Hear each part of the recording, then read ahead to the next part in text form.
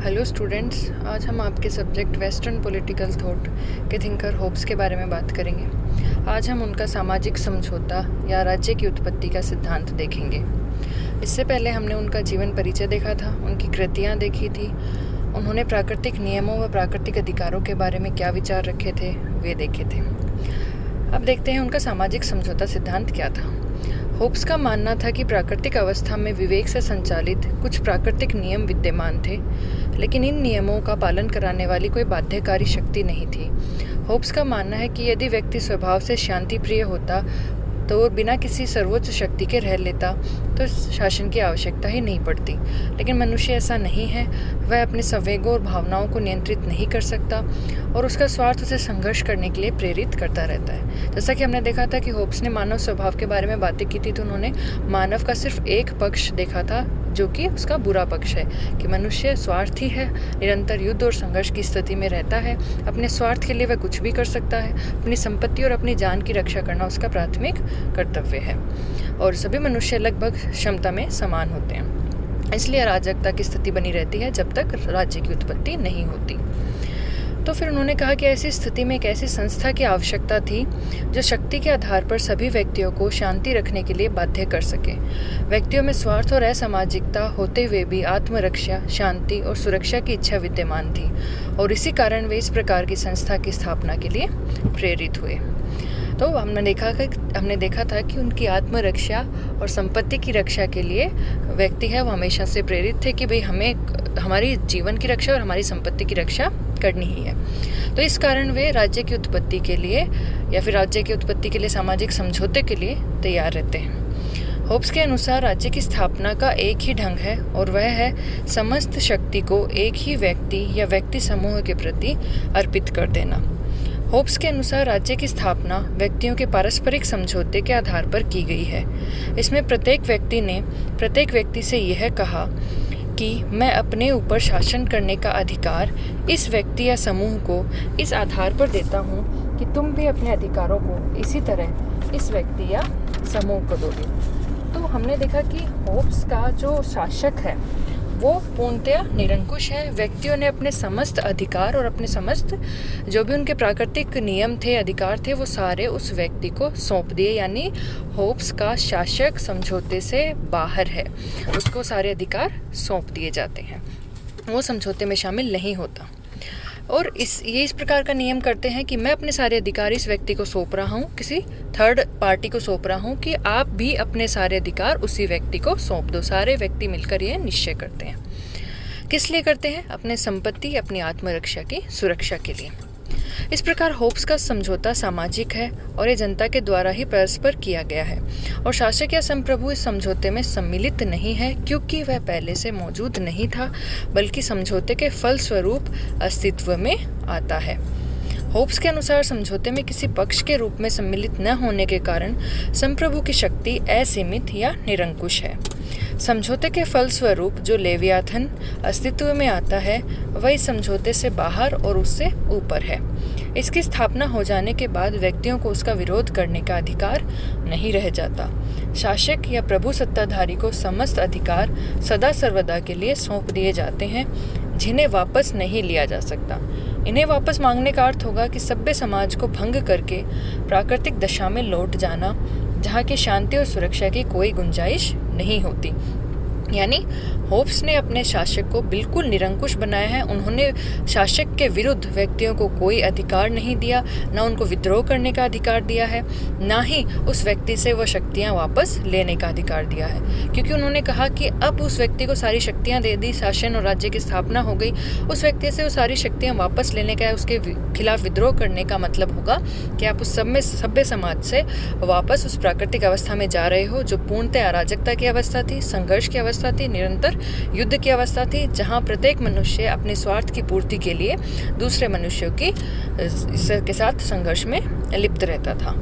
तो इसीलिए वो कहते हैं कि अब जो ये शासक बन गया है, ये समझौता बन गया है, इसका पूर्णतः व्यक्तियों को पालन करना ही होगा। अब उनके सामाजिक समझौते सिद्धांत की विशेषताएं देख लेते हैं। यह एक सामाजिक समझौता है जो व्यक्तियों के मध्य हुआ है। समझौते के फलस्वरूप जो शासक या शासन करने वाले व्यक्तियों का समूह जिसको अधिकार दिए गए हैं इस समझौते का भाग नहीं है, क्योंकि वह समझौते के फलस्वरूप अस्तित्व में आते हैं। शासक या संप्रभु का विरोध नहीं किया जा सकता। यह समझौता एक पक्षीय है, अर्थात जनता द्वारा आपसी समझौते से संप्रभु का जन्म होता है। यह जनता और संप्रभु के बीच नहीं किया गया, बल्कि संप्रभु इससे बाहर है। ठीक है, यानी द्विपक्षीय नहीं है कि भाई शासक और जनता के मध्य नहीं है, ये केवल जनता के मध्य है, शासक इससे बाहर है। तो इसलिए ये समझौता क्या हुआ, एक पक्षीय हुआ। समझौते का पक्ष नहीं होने के कारण उस पर समझौते की कोई शर्त लागू नहीं होती। शासक पर समझौते की कोई भी शर्त लागू नहीं होती। इस कारण समझौते के बाद सभी को उसके आदेशों का पालन करना होगा। ऐसा नहीं करने पर संघर्ष की स्थिति आएगी और लोग प्राकृतिक अवस्था में पहुंच जाएंगे। अगला, संपूर्ण शक्तियां शासक में केंद्रित होती हैं और ऐसे शासन में व्यक्ति की स्वतंत्रता वही होगी जो संप्रभु चाहेगा। लेकिन यदि संप्रभु व्यक्ति को अपने आप को मारने, घायल करने, आक्रमण करने वाले का विरोध न करने, वायु, औषधि या किसी वस्तु का सेवन न करने या जिसके बिना वह जीवित न रह सके की आज्ञा दे, तो व्यक्ति उसकी आज्ञा का उल्लंघन कर सकता है, क्योंकि राजा या शासक की आज्ञा पालन का एकमात्र उद्देश्य आत्मरक्षा है। तो इसका मतलब क्या हुआ कि व्यक्ति किसी भी कारण शासक का विद्रोह नहीं कर सकता, लेकिन जब शासक उसको भाई ये कह दे कि आप वायु को ग्रहण नहीं कर सकते या फिर किसी औषधि को ग्रहण नहीं कर सकते, या आप अपने आप को मारो, अपने आप को घायल करो, या फिर आक्रमण आप पे कोई कर रहा है आप उसका विद्रोह ना करो, उसका विरोध ना करो, तो ऐसी कोई चीज़ कह दे कि जिसके बिना व्यक्ति जीवित ही ना रह सके, तो फिर वह शासक की आज्ञा का उल्लंघन कर सकता है। और अगर जब तक ये अपनी आत्मरक्षा पर बात नहीं आती तब तक व्यक्तियों को शासक की हर बात माननी पड़ेगी। लेकिन अगर उसकी आत्मरक्षा का ही उल्लंघन हो रहा है शासक के किसी भी आदेश से, तब जाकर वह शासक का विद्रोह कर सकता है। यानी होब्स ने सिर्फ एक कंडीशन में शासक का विद्रोह करने की परमिशन दी है। वो कंडीशन क्या है कि जब भी अगर शासक आत्मरक्षा के खिलाफ कोई आदेश देता है तब व्यक्ति विद्रोह कर सकता है। तो आपसे अगर पूछा जाए एग्जाम में कि होब्स विद्रोह करने की परमिशन कब देते हैं, जब वो आत्मरक्षा के ऊपर व्यक्तियों की बात आ जाए। इसके अलावा उसका शासक पूर्णतया निरंकुश है, व्यक्तियों को उनके हर आदेश की पालना करनी होगी।